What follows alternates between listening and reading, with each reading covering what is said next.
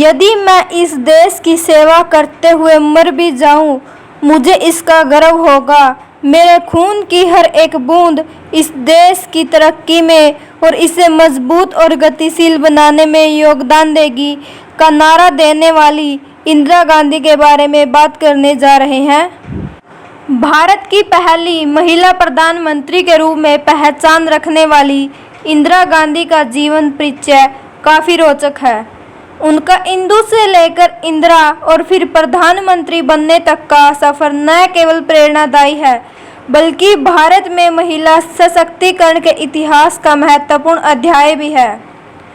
उन्होंने 1966 से लेकर 1970 तक और 1980 से लेकर मृत्यु तक देश के प्रधानमंत्री का पदभार संभाला था।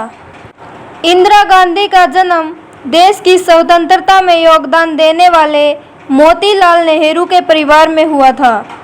इंदिरा के पिता जवाहरलाल एक सुशिक्षित वकील और भारतीय स्वतंत्रता आंदोलन में सक्रिय सदस्य थे।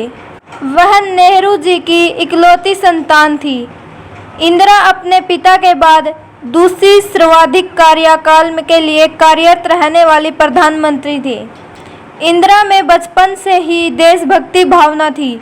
उस समय भारत के राष्ट्रवादी आंदोलन की एक रणनीति में विदेशी ब्रिटिश उत्पादों का बहिष्कार करना भी शामिल था और उस छोटी सी उम्र में इंदिरा ने विदेशी वस्तुओं की होली जलते देखी थी, जिससे प्रेरित होकर 5 वर्षीय इंदिरा ने भी अपने प्यारी सी गुड़िया को जलाने का फैसला किया, क्योंकि उनकी वह गुड़िया भी इंग्लैंड में बनाई गई थी।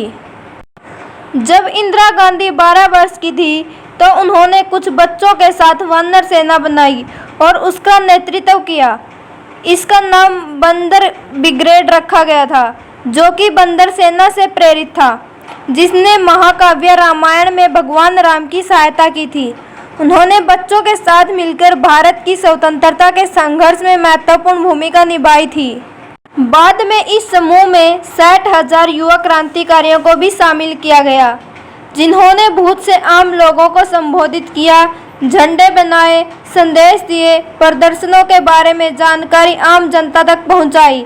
ब्रिटिश शासन के होते हुए ये सब करना एक जोखिम भरा उपक्रम था, लेकिन इंदिरा स्वतंत्रता आंदोलन में भाग लेने से खुश थी। चलो दोस्तों, जानते हैं इंदिरा गांधी की शिक्षा के बारे में। इंदिरा ने पुणे विश्वविद्यालय से मैट्रिक पास कर दिया और पश्चिम बंगाल में शांति निकेतन से भी थोड़ी शिक्षा हासिल की।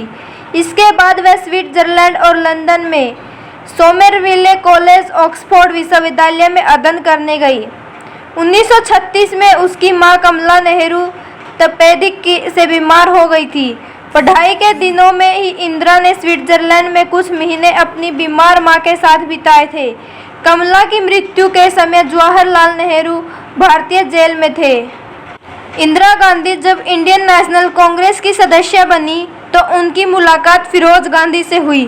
फिरोज गांधी तब एक पत्रकार और यूथ कांग्रेस के महत्वपूर्ण सदस्य थे।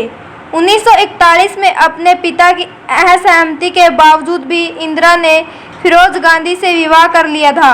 इंदिरा ने पहले राजीव गांधी और उसके 2 साल बाद संजय गांधी को जन्म दिया। इंदिरा का विवाह फिरोज गांधी से जरूर हुआ था, लेकिन फिरोज और महात्मा गांधी में कोई रिश्ता नहीं था। फिरोज अपने स्वतंत्रता के संघर्ष में साथ थे, लेकिन वो पारसी थे, जबकि इंदिरा गांधी हिंदू, और उस समय अंतरजातीय विवाह इतना आम नहीं था। दरअसल इस जोड़ी को सार्वजनिक रूप से पसंद नहीं किया जा रहा था। ऐसे में महात्मा गांधी ने इस जोड़ी को समर्थन दिया और ये सार्वजनिक बयान दिया, जिसमें उनका मीडिया से अनुरोध भी शामिल था। मैं अपमानजनक पत्रों के लेखकों को अपने गुस्से को कम करने के लिए इस शादी में आकर नवयुगल को आशीर्वाद देने के लिए आमंत्रित करता हूं। और कहा जाता है कि महात्मा गांधी ने ही राजनीतिक छवि बनाए रखने के लिए फिरोज और इंदिरा को गांधी लगाने का सुझाव दिया था। स्वतंत्रता के बाद इंदिरा गांधी के पिता जवाहरलाल नेहरू देश के पहले प्रधानमंत्री बने थे। तब इंदिरा अपने पिता के साथ दिल्ली शिफ्ट हो गई थी। उनके दोनों बेटे उनके साथ, लेकिन फिरोज ने तब इलाहाबाद रुकने का ही निर्णय किया था, क्योंकि फिरोज तब भी नेशनल हेराल्ड में एडिटर का काम कर रहे थे। इस न्यूज़पेपर को मोतीलाल नेहरू ने शुरू किया था। नेहरू परिवार वैसे भी भारत के केंद्र सरकार में मुख्य परिवार थे, इसलिए इंदिरा की राजनीति में आना ज़्यादा मुश्किल और आश्चर्यजनक नहीं था। उन्होंने बचपन से ही महात्मा गांधी का अपने इलाहाबाद वाले घर में आते जाते देखा था, इसलिए उनकी देश और यहाँ की राजनीति में रुचि थी। 1951-52 में लोकसभा चुनावों में इंदिरा गांधी ने अपने पति फिरोज गांधी के लिए बहुत सी चुनावी सभाएं आयोजित की और उनके समर्थन में चलने वाले चुनावी अभियान का नेतृत्व भी किया। लेकिन उस समय फिरोज रायबरेली में चुनाव लड़ रहे थे। जल्द ही फिरोज सरकार के भ्रष्टाचार के विरुद्ध बड़ा चेहरा बन गए। उन्होंने बहुत से भ्रष्टाचार और भ्रष्टाचारियों का पर्दाफाश किया, जिसमें बीमा कंपनी और वित्त मंत्री टीटी कृष्णमाचारी का नाम शामिल था। वित्त मंत्री को जब जवाहरलाल नेहरू का करीबी माना जाता था। इस तरह फिरोज राष्ट्रीय सत्र की राजनीति की मुख्य धारा के सामने आए और अपने थोड़े से समर्थनों के साथ उन्होंने केंद्र सरकार के साथ अपना संघर्ष जारी रखा। लेकिन 8 सितंबर 1960 को फिरोज का हृदयाघात से मृत्यु हो गई। 1959 में इंदिरा को इंडियन नेशनल कांग्रेस पार्टी का प्रेसिडेंट चुना गया था। वो जवाहरलाल नेहरू की प्रमुख एडवाइजर टीम में शामिल थी। 27 मई 1964 को जवाहरलाल नेहरू की मृत्यु के बाद इंदिरा ने चुनाव लड़ने का निश्चय किया और वो जीत भी गई। उन्हें लाल बहादुर शास्त्री की सरकार में इंफॉर्मेशन एंड ब्रॉडकास्टिंग मंत्रालय दिया गया। 11 जनवरी 1966 को लाल बहादुर शास्त्री के ताशकंद में देहांत के बाद अंतरिम चुनावों में उन्होंने बहुमत से विजय हासिल की और प्रधानमंत्री का कार्यभार संभाला। प्रधानमंत्री के रूप में उनके कार्यकाल की सबसे उल्लेखनीय उपलब्धियां प्रिंसिपल्स के उन्मूलन के लिए प्रिंसिपल राज्यों के पूर्व शासकों और 4 प्रीमियम तेल कंपनियों के साथ भारत के 14 सबसे बड़े बैंकों के 1969 राष्ट्रीयकरण के प्रस्तावों को पास करना था। उन्होंने देश में खाद्य सामग्री को दूर करने में रचनात्मक कदम उठाए और देश को परमाणु युग में 1974 में भारत के पहले भूमिगत विस्फोट के साथ नेतृत्व किया। आपातकाल के दौरान उन्होंने अपने सभी राजनीतिक दुश्मनों को कैद करवा दिया। उस समय नागरिकों के संवैधानिक अधिकारों को रद्द कर दिया गया और प्रेस को भी सख्त सेंसरशिप के तहत रखा गया था। गांधीवादी समाजवादी जयप्रकाश नारायण और उनके समर्थकों ने भारतीय समाज को बदलने के लिए कुल अहिंसक क्रांति में छात्रों, किसानों और श्रम संगठनों को एकजुट करने की मांग की। बाद में नारायण को भी गिरफ्तार कर लिया गया और जेल भेज दिया गया। 21 अक्टूबर 1984 को गांधी के बॉडीगार्ड सतवंत सिंह और बीत सिंह ने स्वर्ण मंदिर में हुए नरसंहार के बदले में कुल 31 बुलेट मारकर इंदिरा गांधी की हत्या कर दी। यह घटना सफदरगंज रोड, नई दिल्ली में हुई थी और ये माना जाता है कि इंदिरा गांधी अपनी इमेज बनाए रखने पर काफ़ी ध्यान देती थी। 1965 के दौरान भारत पाकिस्तान के युद्ध के समय वो श्रीनगर में छुट्टियां मना रही थी।